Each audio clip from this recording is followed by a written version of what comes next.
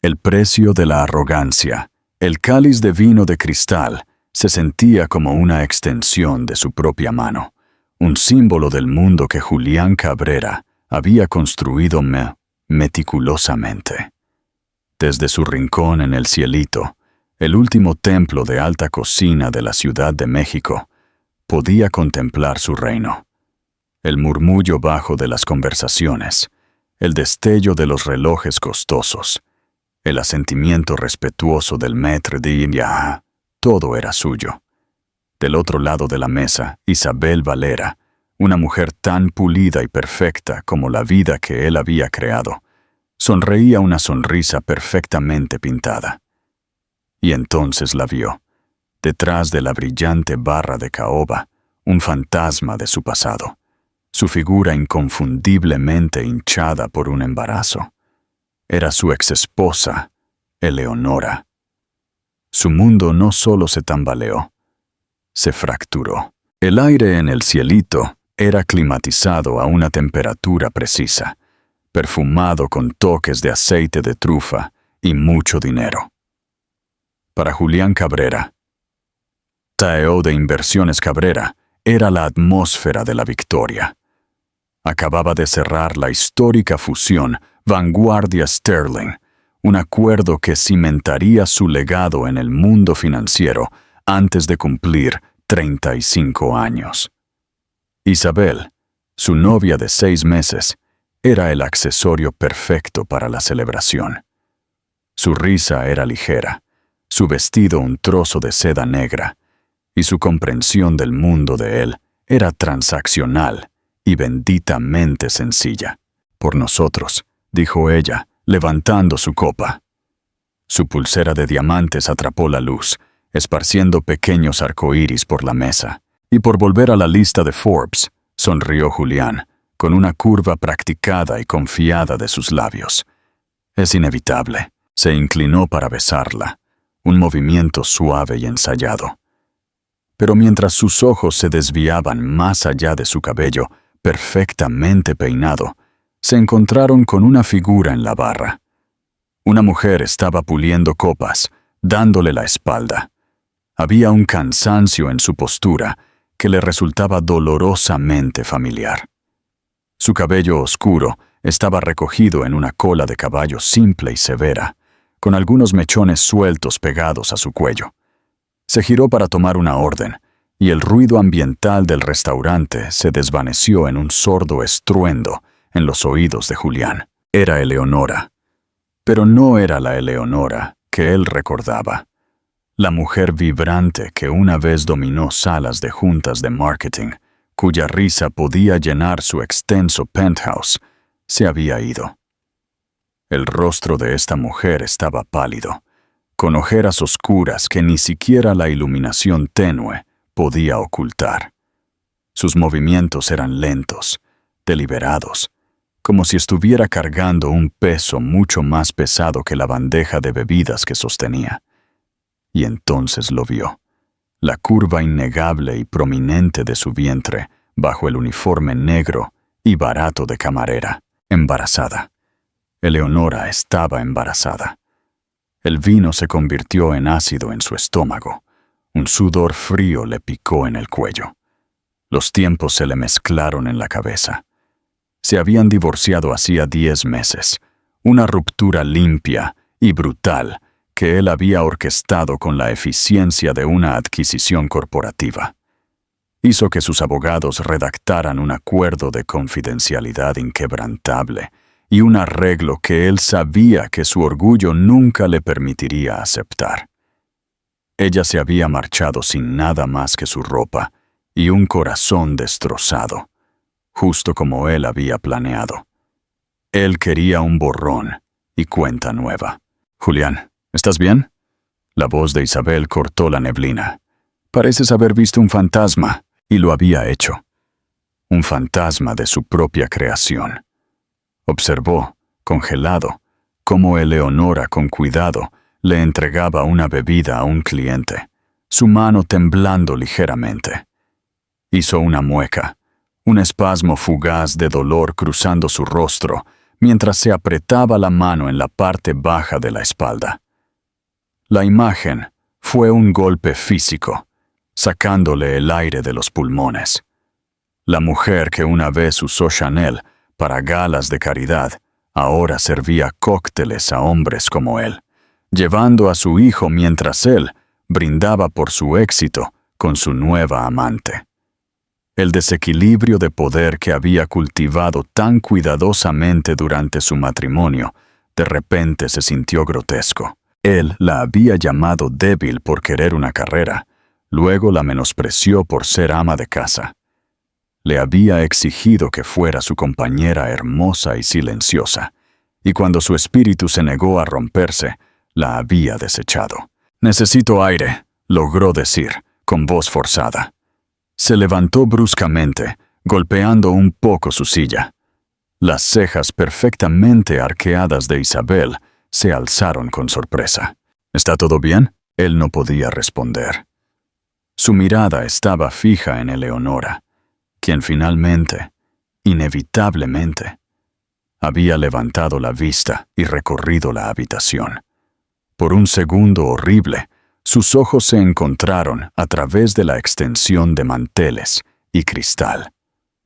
El reconocimiento apareció en los ojos de ella, seguido de una oleada de dolor tan profundo y furia tan cruda que sintió como si hubiera gritado su nombre.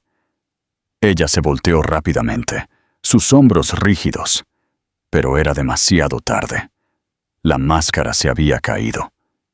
Su mundo, tan meticulosamente construido, tan impenetrablemente seguro, se estaba colapsando. Y mientras él permanecía allí, paralizado en el centro de su vida perfecta, Isabel siguió su mirada. Sus ojos perspicaces aterrizaron en la camarera embarazada. Miró de Eleonora al rostro pálido de Julián, y la comprensión fría y transaccional en su expresión comenzó a transformarse en algo completamente distinto. Desprecio. Julián no esperó al ballet. Salió de las puertas doradas de El Cielito y se adentró en la fresca noche de otoño. Los sonidos de la ciudad, una cacofonía discordante. Dio la vuelta a la manzana, su mente acelerada, antes de posicionarse en las sombras del callejón de servicio detrás del restaurante. Tenía que hablar con ella. Tenía que arreglar esto. Eso era lo que él hacía. Identificaba problemas, una recesión del mercado, una junta directiva hostil, una exesposa embarazada sirviendo bebidas, y aplicaba recursos hasta que se resolvían. La puerta de metal se abrió con un chirrido 20 minutos después, y Eleonora salió, cargando una bolsa de basura. La luz fuerte y fluorescente de la cocina se derramó detrás de ella, iluminando su rostro agotado. Parecía más pequeña de lo que él recordaba, tragada por la oscuridad del callejón. «Eleonora», dijo él, saliendo de las sombras. Ella se estremeció, dejando caer la bolsa. Se rompió en el pavimento sucio, derramando pozos de café y cáscaras de limón. Su mano voló hacia su estómago, un gesto protector e instintivo. Sus ojos, cuando se encontraron con los de él, no solo estaban enojados, estaban apagados, como si mirara a un extraño al que no le quedaba energía para odiar. «¿Qué quieres, Julián?». Su voz era plana, desprovista de la calidez que alguna vez tuvo. «Te vi ahí», comenzó él, su propia voz sonando hueca. «Trabajando. Tú estás embarazada». Una risa amarga y sin humor escapó de sus labios. «Tus poderes de observación son tan asombrosos como siempre.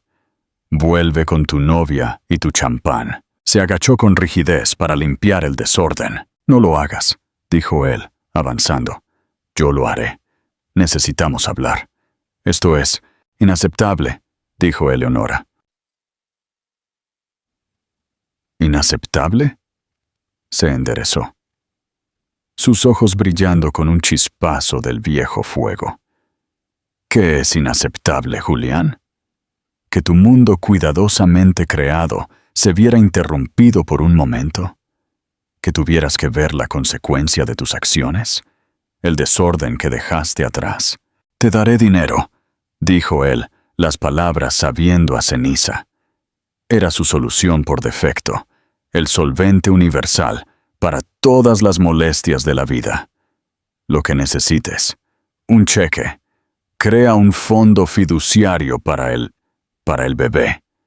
«No tienes que hacer esto», señaló vagamente el restaurante, su uniforme, toda la escena. Su reacción no fue la que él esperaba. No lloró ni gritó. Lo miró con una especie de piedad escalofriante. «Todavía no lo entiendes, ¿verdad?», susurró ella, el sonido tragado por los ecos del callejón. «Crees que el dinero es la respuesta a todo.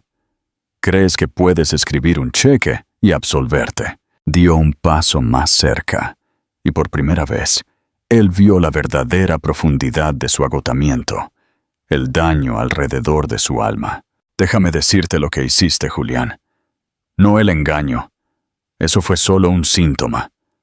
Me vaciaste por dentro. Me convenciste de que mis ambiciones en marketing eran lindas, pero en última instancia, sin importancia en comparación con tu imperio. Me aislaste de mis amigos, porque no estaban a nuestro nivel. Criticaste la forma en que me vestía, la forma en que hablaba, la forma en que me reía, hasta que empecé a verme a través de tus ojos asqueados. Cada palabra fue un corte preciso y quirúrgico. Él lo recordó todo. Burlarse de su propuesta para una campaña de la que estaba orgullosa. Decirle que su amigo de la universidad era grosero.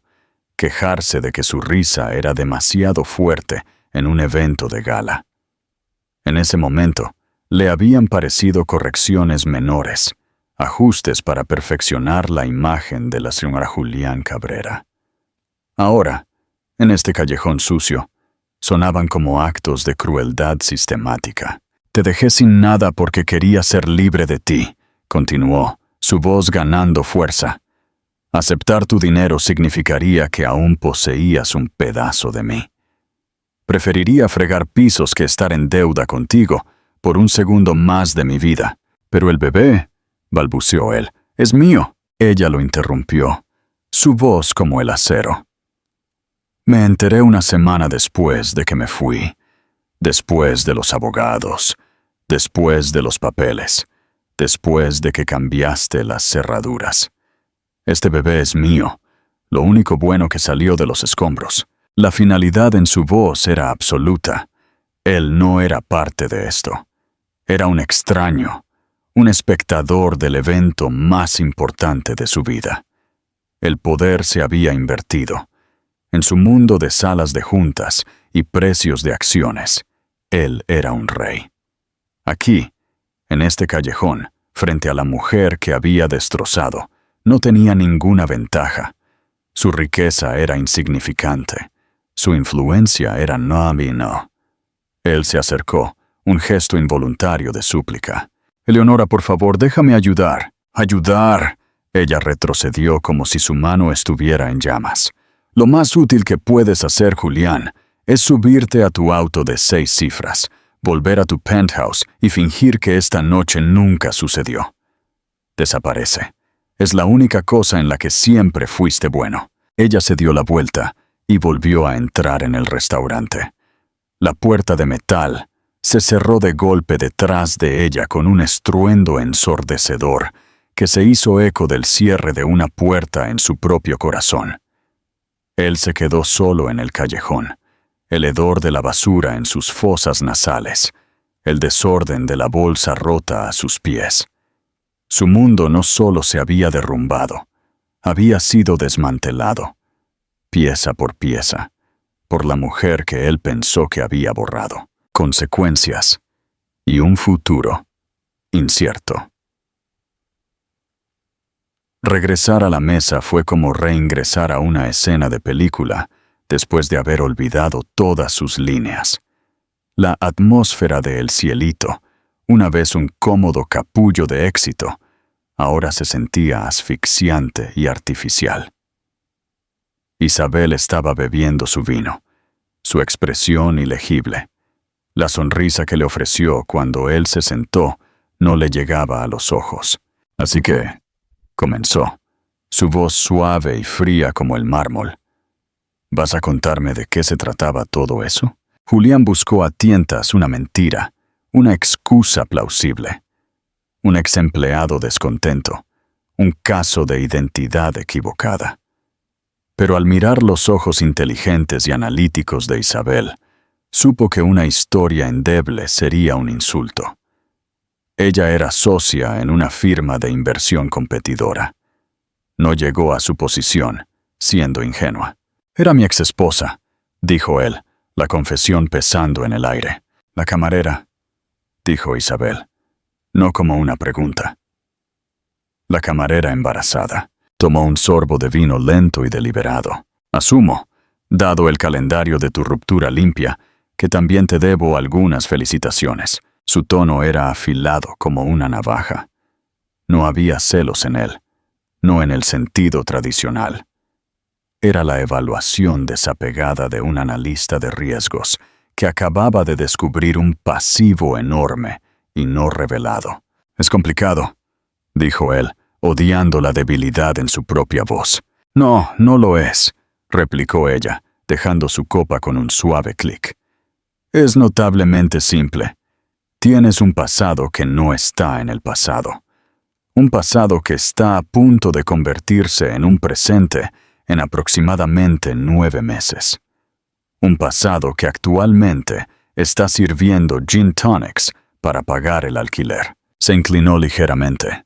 «Dime, Julián, en todas nuestras conversaciones sobre el futuro, nuestros planes a 5 años, las posibles sinergias entre nuestras firmas, ¿dónde encajaba exactamente tu exesposa indigente y embarazada en la proyección?» Él no tenía respuesta. Nunca lo había considerado.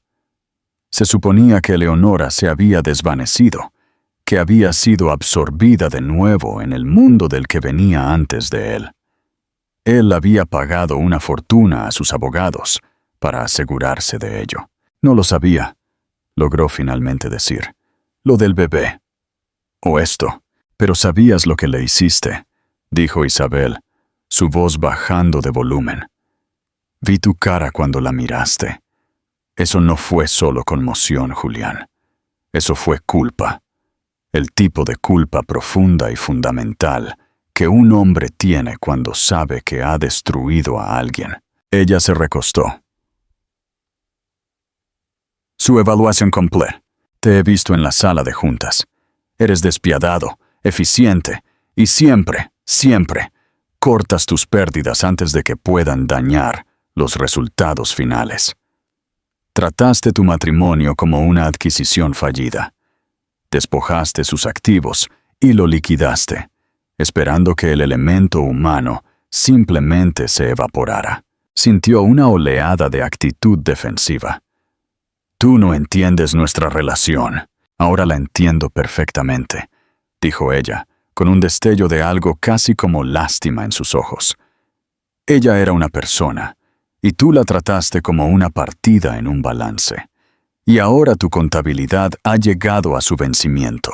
Ella tomó un bolso de la mesa, un elegante y negro rectángulo de piel de diseñador. «El problema, Julián, es que no solo estás obsesionado con tu éxito, estás obsesionado con tus fracasos». Y ella, Isabel, asintió sutilmente hacia la barra. «Es el mayor fracaso de tu vida. No podrás apartar la mirada. Y francamente, no tengo ningún deseo de ser espectadora de tu largo y prolongado proceso de autoflagelación e intento de redención». Sus palabras fueron un diagnóstico perfecto y brutal de la enfermedad que él apenas comenzaba a sentir. Ella vio su defecto de carácter con la claridad que él solía reservar para los modelos de negocio defectuosos. Se levantó, sus movimientos fluidos y decisivos.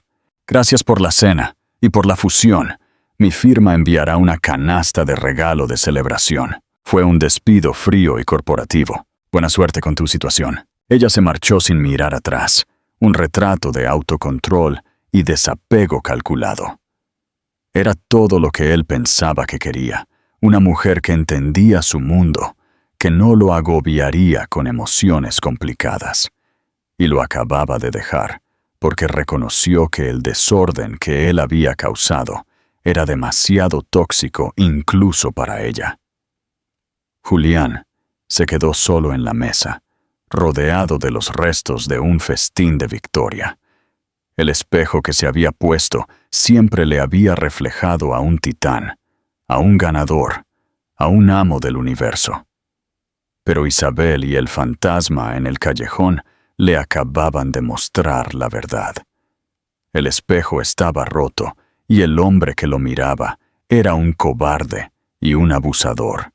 Su imperio construido sobre una base de ruina. Y por primera vez en su vida, Julián Cabrera no tenía idea de qué hacer a continuación.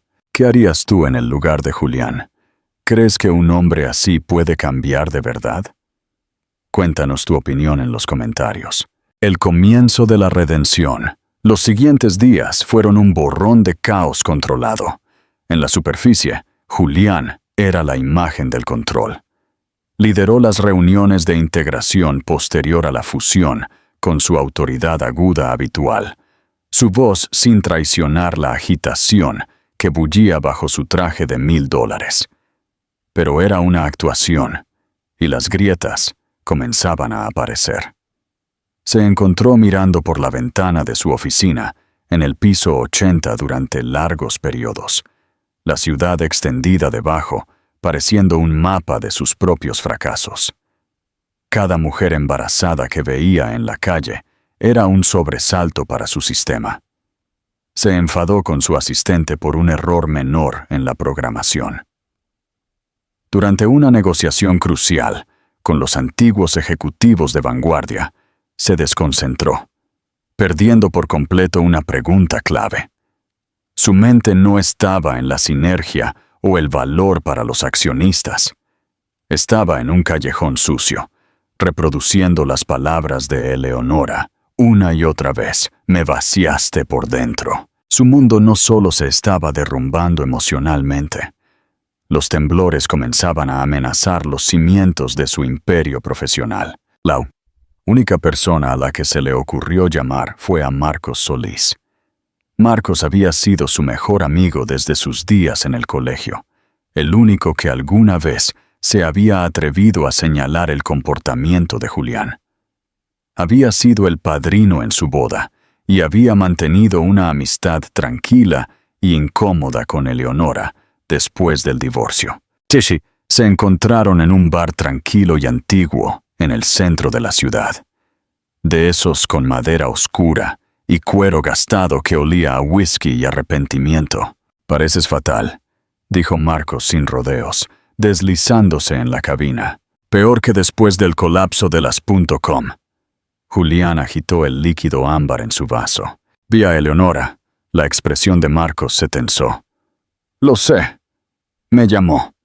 No para quejarse, solo para avisarme en caso de que me contactaras. Es fuerte, amigo. Está embarazada, Marcos. Las palabras salieron como un susurro entrecortado. Marcos asintió lentamente, su mirada firme. Lo sé. ¿Lo sabías? Julián sintió una nueva oleada de traición y aislamiento. ¿Por qué no me lo dijiste? Porque ella me pidió que no lo hiciera, dijo Marcos, con voz firme pero no cruel. Y porque francamente, ¿qué habrías hecho con esa información, Julián? ¿Hace 6 meses? Habrías enviado a un abogado.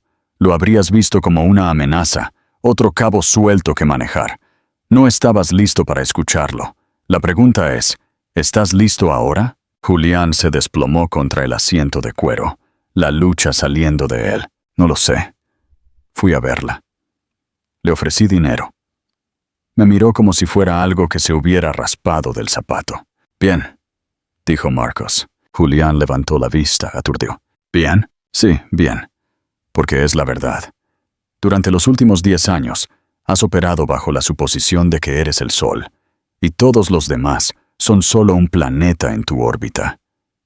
Eleonora era el más brillante, y volaste demasiado cerca y la quemaste. Necesitas entender lo que se siente desde el suelo. Necesitas sentir la quemadura, Julián. Marcos se inclinó, su voz bajando de volumen. Te quiero como a un hermano, lo sabes. Pero yo estuve allí. Vi cómo la trataste. Te vi menospreciar su elección de carrera frente a su nuevo jefe en esa fiesta de Navidad. Te vi dejarla parada en la calle bajo la lluvia porque estabas enojado, porque llegó 5 minutos tarde. Te vi convertirte en alguien que apenas reconocía, y no dije lo suficiente. Eso es mi culpa. Pero esta es tu oportunidad de verlo por ti mismo. Los recuerdos, refractados a través de los ojos de su amigo, eran aún más condenatorios. Él había visto esos eventos como triviales, instancias en las que mantenía los estándares. Ahora los veía por lo que eran, pequeños y consistentes actos de crueldad diseñados para erosionar su confianza y cimentar su control. Isabel me dejó, confesó Julián, las palabras sabiendo a fracaso. Dijo que estaba obsesionado con mi fracaso, con Eleonora, que no quería ver. Es una mujer inteligente, dijo Marcos, dando un sorbo a su bebida. Tiene razón. Esto va a ser un proceso largo y feo, Julián. No puedes simplemente tirar dinero a esto y hacer que desaparezca. Esta es una deuda que debe pagarse con humildad, con esfuerzo, con tiempo. Entonces, ¿qué hago?, preguntó Julián, con la voz cruda por una desesperación que no había sentido desde que era un estudiante becado que intentaba sobrevivir a su primer año de escuela de negocios. ¿Cómo arreglo esto? No lo haces. Todavía no, aconsejó Marcos. Lo primero que arreglas eres tú mismo. Eres un desastre. Estás implosionando en el trabajo. Estás perdido en tu propia cabeza. Necesitas hablar con alguien. No conmigo. No con un adulador corporativo. Un terapeuta profesional. La palabra en sí misma se sintió ajena. Un concepto para otras personas. Personas débiles. Personas que no podían controlar sus propias mentes. No soy. Sí, lo eres, interrumpió Marcos. Eres un hombre que desmanteló sistemáticamente a la persona que decía amar y no puede comprender por qué ella no acepta su cheque. No tienes idea de quién eres sin tu título y tu cartera de acciones. Necesitas averiguarlo antes de que puedas siquiera pensar en ser padre. Antes de que tengas algún derecho a estar en la misma habitación que ella y ese bebé. Sí, las palabras dieron en el blanco, brutales y verdaderas. Él era un hombre hueco, un rey en un reino de cristal. Y los muros se estaban rompiendo. Marcos deslizó una tarjeta de presentación por la mesa. Era simple, elegante, con un nombre y un número. Doctora Ana Sarmiento. Psicóloga. Es la mejor, dijo Marcos, sin tonterías. Se especializa en narcisismo y trastornos de la personalidad en personas de alto rendimiento. Simplemente ve por el niño, si no es por ti mismo. Julián se quedó mirando la tarjeta. Se sentía más pesada que un prospecto de fusión. Más intimidante que una junta directiva hostil. Era un salvavidas a una orilla que no reconocía, y se estaba ahogando. Tomarla fue la primera admisión de fracaso que jamás había hecho, y el primer paso aterrador hacia un futuro desconocido. Una nueva visión del éxito. El consultorio de la doctora Ana Sarmiento no se parecía en nada a lo que Julián había esperado. No era un espacio frío y clínico. Ubicado en un edificio antiguo del centro, era cálido y acogedor, con estanterías desbordantes, sillones cómodos pero gastados y arte abstracto en las paredes. Era una habitación diseñada para la introspección, no para el interrogatorio. La doctora Sarmiento era una mujer de unos 50 y tantos años, con ojos amables e inteligentes, y un comportamiento tranquilo, que Julián encontró inmediatamente inquietante. Estaba acostumbrado a dominar una habitación, a establecer la agenda. Aquí, la dinámica de poder estaba invertida. Él era el sujeto. Entonces Igor Cabrera comenzó, su voz suave pero firme. Marcos me dice que se enfrenta a algunos desafíos inesperados. Durante los primeros 40 minutos, Julián hizo lo que mejor sabía hacer: actuar. Presentó su problema como un dilema estratégico. Habló de Eleonora en términos desapegados, casi legales. La exesposa. La complicación imprevista. Enmarcó su culpa como una distracción frustrante que estaba afectando su desempeño profesional. Era un arquitecto cuyo plano más complejo de repente había revelado un defecto fatal, y estaba allí para consultar con una experta sobre cómo repararlo. La doctora Sarmiento escuchó pacientemente, con las manos entrelazadas en su regazo. No interrumpió, no lo desafió. Solo lo dejó hablar, lo dejó hilar su narrativa de control e inconveniencia. Cuando finalmente terminó, sintiendo que había enmarcado adecuadamente la situación, ella se inclinó ligeramente. Ha descrito la situación de Eleonora como un problema que necesita ser resuelto. Ha mencionado su culpa principalmente en el contexto de cómo está afectando su trabajo. Ha usado la palabra yo 47 veces. Sin embargo, no ha usado ni una vez la palabra amor. La observación quedó en el aire, simple y devastadora. Sí la amaba, dijo Julián, con un borde defensivo en su voz. Hábleme de ello, le invitó. No de la boda en el club de golf o los viajes a Mónaco. Hábleme de un momento pequeño. Un momento en el que lo sintió. Su mente se quedó en blanco. Trató de recordar un momento, pero todos estaban teñidos por los grandes gestos, las exhibiciones públicas. Recordó haberle comprado un collar Cartier después de una pelea, alquilarle un convertible para su cumpleaños. Pero esas eran transacciones, pagos por la paz. No pudo recordar un momento simple y tranquilo de conexión. Su memoria era un archivo de su propia generosidad, no de su intimidad compartida. Yo no puedo, admitió, las palabras sintiéndose como piedras en su boca. Esa es una respuesta más honesta que la que estaba preparando, dijo la doctora Sarmiento en voz baja. Hablemos del hombre que menospreció la carrera de su esposa. ¿Por qué le molestaba su ambición, Julián? Quería que fuera feliz, dijo él, volviendo a sus viejas justificaciones. Que se relajara. No necesitaba trabajar. O su éxito amenazaba con existir fuera de tu control, replicó ella. Si ella tenía su propia carrera, sus propias victorias, no dependería únicamente de ti para su sentido de autoestima. ¿Era ese el miedo? Que ella pudiera construir algo por sí misma que tú no poseías. Fue como una llave girando en una cerradura que él no había sabido que estaba allí. Recordó la punzada aguda de algo. Celos, molestia, cuando ella había ganado un importante premio de la industria por una campaña que diseñó. Él la había elogiado en público, pero en privado lo había socavado sutilmente, llamándolo un logro de nicho. Él no había querido una pareja, había querido una filial hermosa. Durante las siguientes sesiones, la doctora Sarmiento desmanteló sus defensas de manera paciente e implacable. Lo hizo enfrentarse a recuerdos específicos, no como el héroe de su propia historia, sino como el antagonista en la de Eleonora.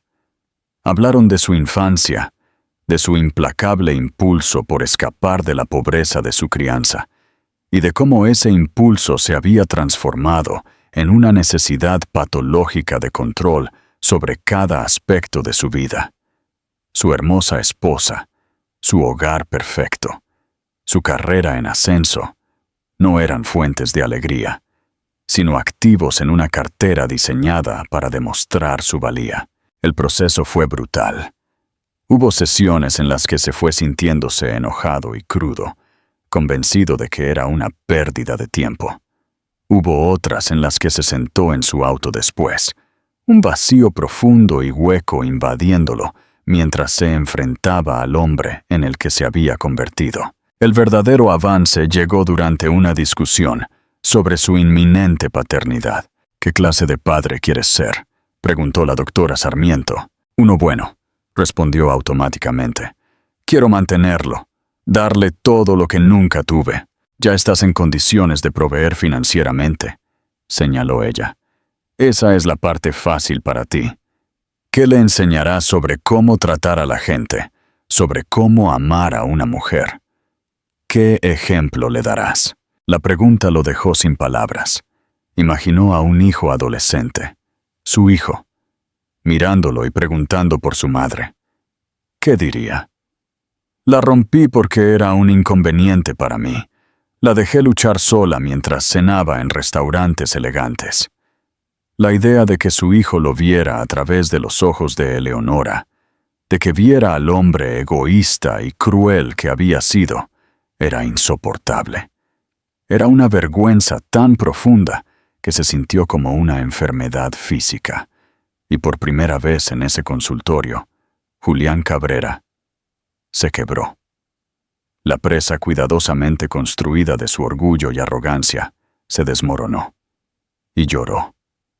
No por su carrera colapsando o su novia perdida, sino por el hombre que no había logrado ser, por la mujer a la que había herido sin medida, y por el niño que merecía un padre mucho mejor que el hombre que era en ese momento. No fue una solución o una absolución. Fue un comienzo, una demolición dolorosa, aterradora y necesaria del yo. Las sesiones de terapia fueron la demolición. El trabajo que siguió fue la reconstrucción, ladrillo por ladrillo. Si te ha gustado esta parte de la historia, dale un me gusta para que sepa que debo continuar. ¿Crees que Eleonora podrá perdonarlo después de todo lo que pasó? Déjame tu opinión en los comentarios. Un camino de humildad. Julián aprendió que la verdadera expiación no era un gran gesto. No se trataba de aparecer en la puerta de Eleonora con un cheque por $1.000.000 y una disculpa ensayada. Esa era la forma de Julián, un intento de comprar el perdón, de controlar la narrativa. La doctora Sarmiento le enseñó que la redención era silenciosa. Estaba en las acciones pequeñas y consistentes que no esperaban nada a cambio. Comenzó por darle lo único que ella le había pedido: espacio. Resistió cada impulso de llamar, de enviar un mensaje de texto, de forzar una confrontación. En cambio, comenzó a aprender sobre su vida a distancia, usando un investigador privado no para espiarla, sino para entender. Los informes que recibió eran un testimonio diario de su tranquila fortaleza y de su propia crueldad pasada. Se enteró de que vivía en un pequeño apartamento sin ascensor, en un tercer piso en el barrio de Astoria, en la Ciudad de México. Tomaba el metro para sus 2 trabajos a tiempo parcial, de camarera en el Cielito y haciendo trabajos de diseño gráfico independiente por su cuenta, tratando de volver a la industria de la que él la había obligado a salir. Estaba sola, con solo una amiga cercana, una diseñadora llamada Sofía, en quien apoyarse. Su primer acto fue anónimo. A través del investigador, se enteró de las vitaminas prenatales específicas que su médico le había recomendado, que eran caras y a menudo estaban agotadas en su farmacia local. Hizo que su asistente organizara la entrega de un suministro para 1 año a su apartamento, con el pretexto de un programa de recompensas de bienestar en línea que supuestamente había ganado. Se enteró por un fragmento de conversación que Sofía había publicado en las redes sociales que Eleonora estaba antojada de un tipo específico de sopa de un pequeño restaurante en la zona rosa, que solían amar. Él organizó un servicio de entrega para dejar un paquete de cuidado promocional en su puerta, lleno de la sopa y otras comidas reconfortantes, sin nota, sin nombre, solo una ofrenda silenciosa. Sabía que eran cosas pequeñas, casi insignificantes. No deshacían los años de daño, pero eran actos de servicio, no de control. Se trataba de satisfacer sus necesidades, no de calmar su conciencia. Su vida laboral continuó su colapso a cámara lenta. El fuego, el impulso implacable que lo había convertido en una leyenda en las finanzas, se había apagado. Estaba distraído, pensativo, y en el mundo despiadado de las finanzas, la reflexión a menudo se confundía con debilidad. Perdió un cliente importante porque su corazón no estaba en la presentación. La junta directiva convocó una reunión para discutir su reciente falta de concentración. El viejo Julián se habría aterrorizado, enfurecido. El nuevo Julián lo aceptó como una consecuencia necesaria. El imperio que había construido sobre una base podrida tenía que caer antes de que él pudiera construir algo real. Una noche, impulsado por un impulso que no podía controlar, tomó un servicio de taxi a Astoria. No se acercó a su edificio. Simplemente se estacionó al otro lado de la calle y observó. La vio llegar a casa, subiendo lentamente los escalones de su edificio, con una mano en su vientre y la otra sosteniendo una pequeña bolsa de compras. Se veía agotada, pero sus hombros estaban rectos. Había una resiliencia en ella que él nunca había apreciado realmente, una fuerza que había intentado extinguir, pero que solo había templado en acero. Al verla desaparecer en el edificio, una profunda realización lo invadió. No estaba enamorado del recuerdo de la mujer con la que se casó. Se estaba enamorando de la mujer en la que se había convertido a pesar de él. Una sobreviviente, una madre, una guerrera. Al día siguiente, dio el paso más grande hasta el momento. Contactó a un cazatalentos que se especializaba en el mundo del marketing y la publicidad. «Tengo una candidata para ti», dijo, con voz firme. Su nombre es Eleonora Reyes. Era directora senior de campañas en Ogilvy antes de tomar un año sabático. Es brillante, creativa y ha estado fuera del juego por algunos años, así que será subestimada. Quiero que le encuentres la oportunidad. Un puesto senior, un lugar que valore el talento. Y ella nunca, jamás, debe saber que estuve involucrado. Estaba usando su poder, no para controlarla, sino para empoderarla, para devolverle una fracción del futuro que le había robado. Era un tiro largo, y podría no conducir a nada, pero era una acción. Era un ladrillo colocado sobre una nueva base. Una base construida no sobre el poder o la posesión, sino sobre el respeto. Él no sabía si ella alguna vez lo perdonaría. Comenzaba a entender que no tenía derecho a esperarlo. El trabajo no era para su perdón, era para su propia alma. El nacimiento de un futuro. La llamada llegó a las 3:17. Martes de febrero. La ciudad estaba silenciada por una gruesa capa de nieve, y Julián estaba despierto, mirando el techo de su cavernoso y vacío penthouse. El teléfono vibró en su mesita de noche y su corazón se aceleró. El identificador de llamadas decía: Sofía, la amiga de Eleonora. Es hora. La voz de Sofía era tensa por la urgencia y con una nota clara de hostilidad. Rompió fuente hace 1 hora. Está en el hospital central. No quería que te llamara. Pero lo hiciste, dijo Julián, ya fuera de la cama, vistiéndose. Sí, dijo Sofía de forma brusca, porque está asustada y está sola. Y por mucho que te desprecie, eres el padre de este bebé. No te atrevas a arrepentirme de esto, Cabrera. No te atrevas a entrar aquí como un camión. La línea se cortó. El camino al hospital fue surrealista. Las calles llenas de nieve estaban desiertas, y su coche se movía a través de un mundo blanco y silencioso. Su mente, sin embargo, estaba gritando. Toda la terapia, todos los actos tranquilos de expiación, toda la autorreflexión. Nada de eso lo había preparado para la aterradora y visceral realidad de este momento. Estaba a punto de convertirse en padre. Encontró la sala de maternidad y vio a Sofía caminando de un lado a otro en la sala de espera. Ella se detuvo cuando lo vio, con los brazos cruzados, su expresión una mezcla de agotamiento y feroz protección. Ella no quiere verte, dijo sin rodeos. Sus contracciones están cerca.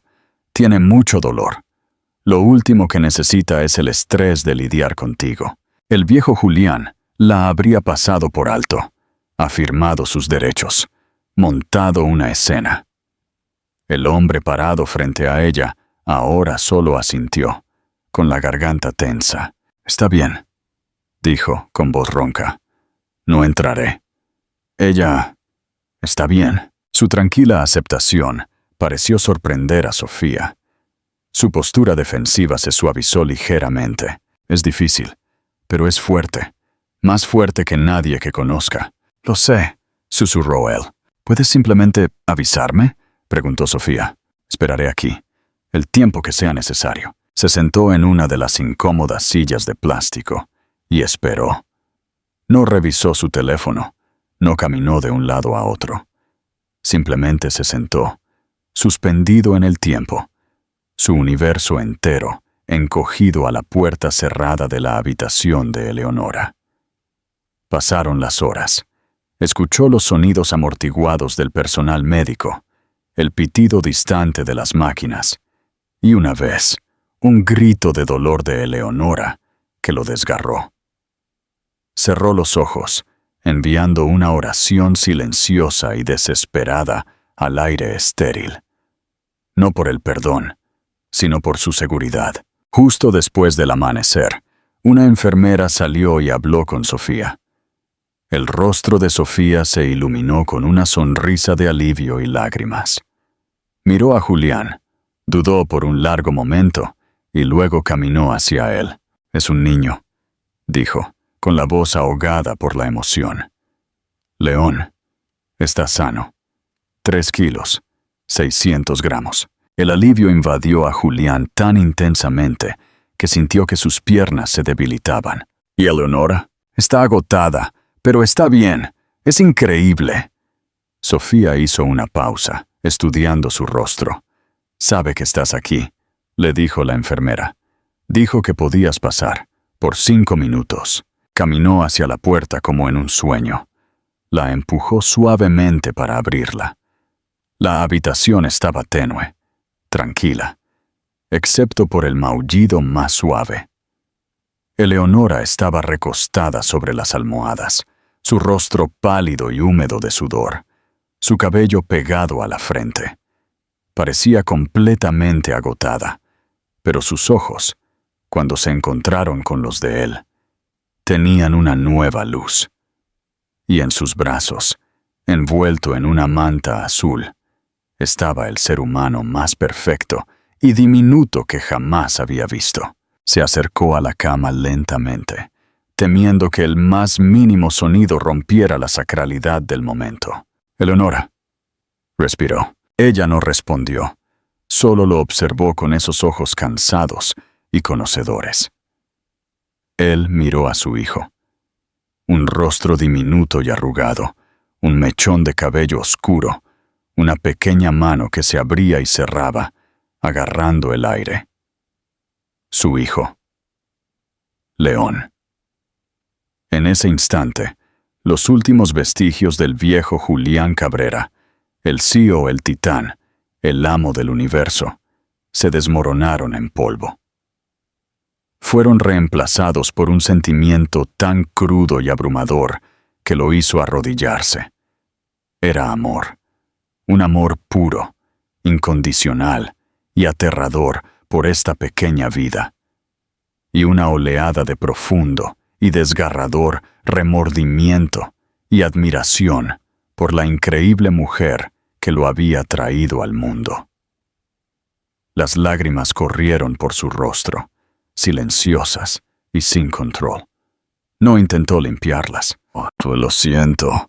Se atragantó, las palabras finalmente despojadas de todo artificio, de toda estrategia. Lo siento, Eleonora, por todo. Lo siento muchísimo. Ella lo observó por un largo momento, su expresión ilegible. Luego, se movió ligeramente, haciendo un pequeño espacio en el borde de la cama. No era un indulto, no era una absolución, pero era una invitación a salir del frío y entrar en la frágil, aterradora y hermosa luz de su nuevo mundo. ¿Te conmovió la historia de Julián? ¿Crees que el amor puede sanar las heridas más profundas? Suscríbete para no perderte la próxima parte de esta historia. Un nuevo inicio. Traer un hijo al mundo no borró mágicamente el pasado. Los meses que siguieron al nacimiento de León fueron un baile delicado y complicado de copaternidad. El perdón no fue un destino al que llegaron en la habitación del hospital. Fue un camino largo y sin pavimentar. Tuvieron que elegir caminarlo todos los días, y estaba lleno de obstáculos. Julián aprendió el lenguaje de la humildad. No intentó tomar el control. Simplemente se presentó. Se presentó para las tomas a las 2 a.m. en su pequeño apartamento de Astoria, no con una niñera, sino con café para ella y la voluntad de aprender a cambiar un pañal. Al principio era torpe, sus grandes manos torpes con la ropa diminuta, pero era persistente. Se sentó en su sofá de segunda mano y acunó a su hijo hasta que se durmió, mientras ella dormía unas preciosas horas. Hubo momentos de fricción, ecos de su antigua dinámica. Una vez, instintivamente criticó la marca de leche de fórmula que ella estaba usando, sugiriendo una más cara y mejor. La mirada de dolor y enojo en los ojos de ella fue inmediata.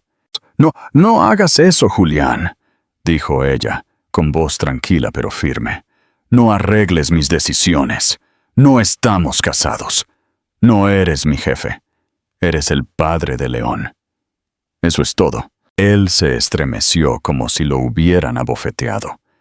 El viejo Julián habría discutido, defendido su posición. El nuevo Julián simplemente asintió y dijo: «Tienes razón, lo siento», y nunca lo volvió a hacer. La vio no solo como la madre de León, sino como Eleonora de nuevo. Vio la fatiga, pero también el fuego reavivándose en sus ojos.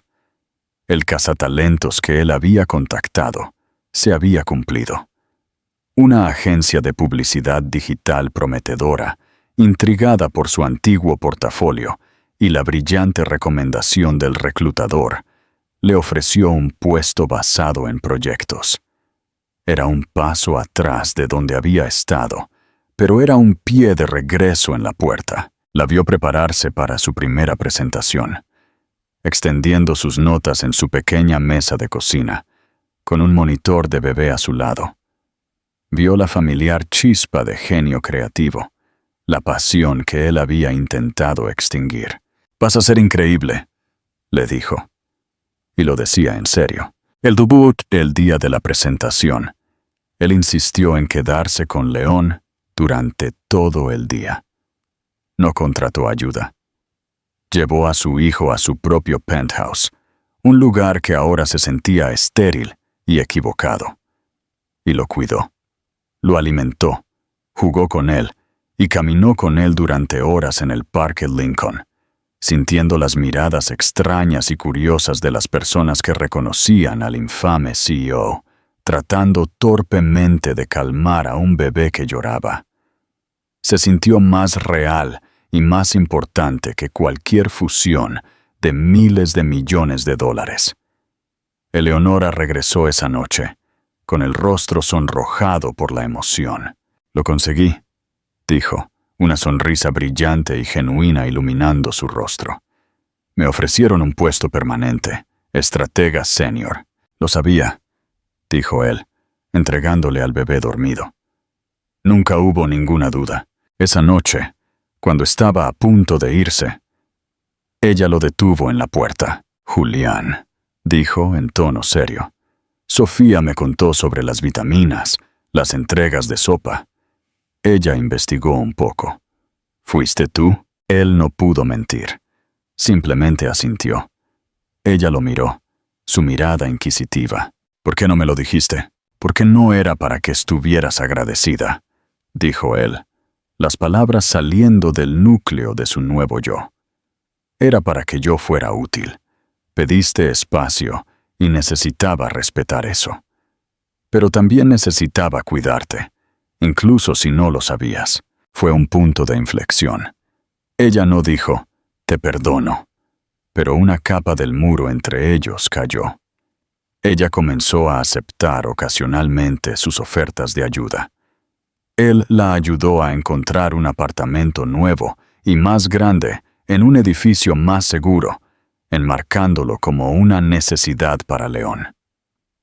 Él no lo pagó, pero confirmó el contrato de arrendamiento, usando su posición financiera para abrirle una puerta que su propio salario aún no podía. También tuvo que enfrentarse a la familia de ella. Voló a Chicago y se sentó en la sala de estar de sus padres, un lugar que él había descartado una vez como suburbano, y se disculpó. Se disculpó con su padre por su arrogancia y con su madre por el dolor que le había causado a su hija. No puso excusas, simplemente se hizo cargo de sus fracasos. Ellos se mostraron escépticos, pero su sinceridad y el claro y profundo amor que tenía por su nieto comenzaron a ganarlos. Lenta y arduamente. Fue un proceso lento y arduo de reconstruir la confianza, no con grandes gestos, sino con la tranquila consistencia de un hombre que finalmente entendió que el amor no se trataba de posesión. Se trataba de presentarse, día tras día, y hacer el trabajo. 5 años después, la escena no es un restaurante deslumbrante o un penthouse estéril. Es un patio trasero, bañado por el sol, en un tranquilo suburbio de Nueva Jersey. El aire está lleno del olor a hierba recién cortada y el sonido de las risas de los niños. León, ahora un bullicioso niño de 5 años, con los ojos de su padre y la sonrisa de su madre, persigue una pelota de fútbol con un grupo de amigos. Es su fiesta de cumpleaños. Eleonora, ahora socia de su agencia y uno de los nombres más respetados en su campo, se mueve por la fiesta con una gracia fácil y confiada. Está hablando con otros padres. Su risa es plena y desinhibida. Es vibrante, completa. Una mujer que ha reconstruido su vida no sobre las cenizas de su pasado, sino sobre una base de su propia fuerza. Julián está en la parrilla, usando una camisa polo desgastada y un delantal que dice: «Peligro, hombre cocinando». Está volteando hamburguesas, una tarea que realiza con el mismo enfoque que una vez reservó para los informes trimestrales. Marcos está a su lado, con una cerveza en la mano, observando a su amigo.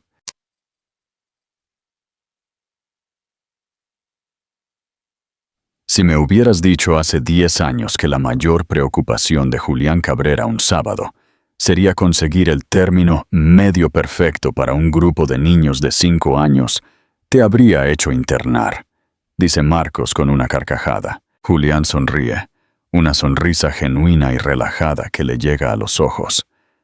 Las cosas cambian. Vendió su empresa hace 3 años. Se alejó del mundo despiadado de las altas finanzas, dándose cuenta de que ya no tenía el estómago ni el deseo para ello. Ahora dirige un pequeño fondo de capital de riesgo que invierte exclusivamente en negocios fundados por mujeres y emprendedores de grupos subrepresentados. Usa su poder no para construir su propio monumento, sino para ayudar a otros a sentar sus cimientos. Él y Eleonora no son la misma pareja que una vez fueron. La vieja relación, construida sobre una dinámica tóxica de poder y control, está muerta y enterrada. Esta nueva, que comenzaron a construir hace 1 año, con cautela y con los ojos bien abiertos, es una sociedad de iguales. Se basa en la risa compartida durante las conversaciones nocturnas, en el respeto mutuo por las carreras de cada uno y en el vínculo inquebrantable forjado en las trincheras de la crianza. Es más tranquila, más fuerte e infinitamente más real. Más tarde, cuando la fiesta está terminando, Julián encuentra a Eleonora sentada en el columpio del porche mirando a León jugar. Se sienta a su lado. Sus hombros se rozan. «Él es feliz», dice ella en voz baja. «Todos somos felices», responde Julián. Su voz llena de una gratitud que ahora es una parte permanente de él. Mira a esta increíble mujer a su lado, a la familia que han construido no olvidando el pasado, sino aprendiendo de él. Sabe que su redención no es un solo acto, sino un compromiso de por vida. Un compromiso de ser el hombre que su hijo cree que es, y el hombre que Eleonora merece. Él extiende la mano y toma la de ella, sus dedos entrelazándose de forma natural. Es un gesto simple y tranquilo, no un acto de posesión, sino una promesa de presencia. Una promesa de que finalmente, de verdad, está en casa. El viaje de un pasado roto a un futuro sanado nunca es una línea recta. La historia de Julián es un poderoso recordatorio de que nuestros momentos más bajos no tienen que definirnos. Se trata de reconocer tus errores, hacer el duro trabajo para cambiar y comprender que una segunda oportunidad no es algo que se te da, sino algo que debes ganarte, día tras día, acción por acción. La verdadera riqueza no se encuentra en una cuenta bancaria o en la vista de un penthouse.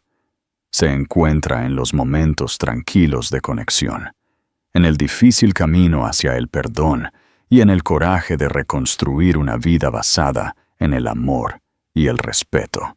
¿Qué te pareció el camino de redención de Julián? ¿Lo habrías perdonado? Déjanos saber tu opinión en los comentarios. Si esta historia te conmovió, por favor dale me gusta, compártela con alguien que podría necesitar escucharla y suscríbete para más historias conmovedoras e inspiradoras. Gracias por mirar.